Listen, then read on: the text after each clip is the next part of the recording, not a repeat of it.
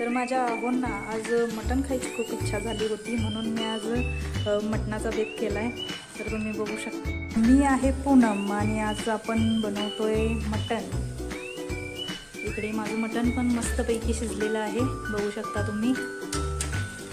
आणि इकडे मी कांदा पण परतून घ्यायला घेतला आहे. माझा कांदा पण चांगला आता परतला आहे. यामध्ये मी आता टोमॅटो टाकणार आहे. ते आता टोमॅटो पण पूर्ण मेल्ट होईपर्यंत भाजून घेणार आहे.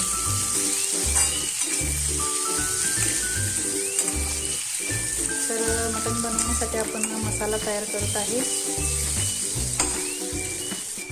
तर हे किसलेलं खोबरं आणि आलं, लसूण आणि कोथिंबीर आहे, याची आपण पेस्ट बनवून घेणार आहे. आणि यामध्ये काही थोडे खडे मसाले आणि जिरे, बडेशेप आणि तीळ घेतलेले आहे. याची पण आपण मसाल्यामध्ये पेस्ट बनवून घेणार आहे.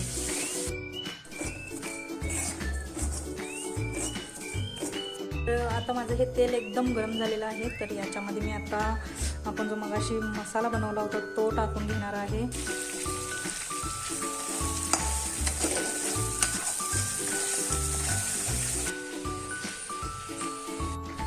आणि आपलं घरात वापरलं जाणारं लाल तिखट.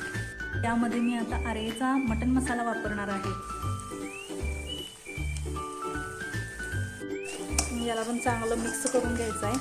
मी काही गरम मसाला यामध्ये वापरला नाही आहे, कारण की आपण जो मसाला तयार केला मगाशी त्यामध्ये सर्व खडे मसाले, जिरे वगैरे वापरले होते, त्यामुळे गरम मसाल्याची काही गरज नाही आहे.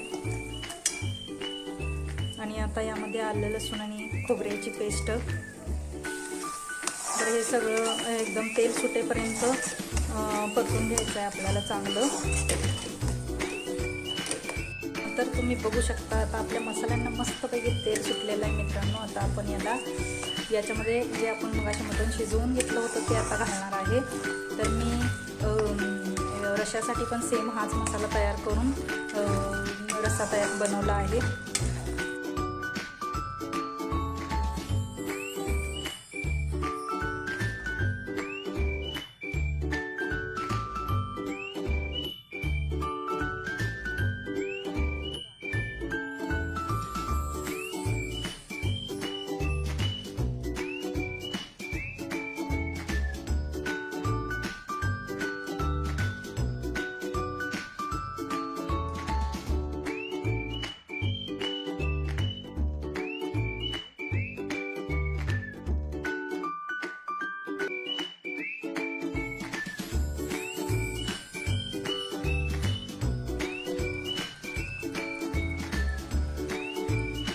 जसं की आपल्या पैलवान हॉटेलची चव जगात भारी, तसंच शिरडोनच्या मटणाची चव पण आहे न्यारी.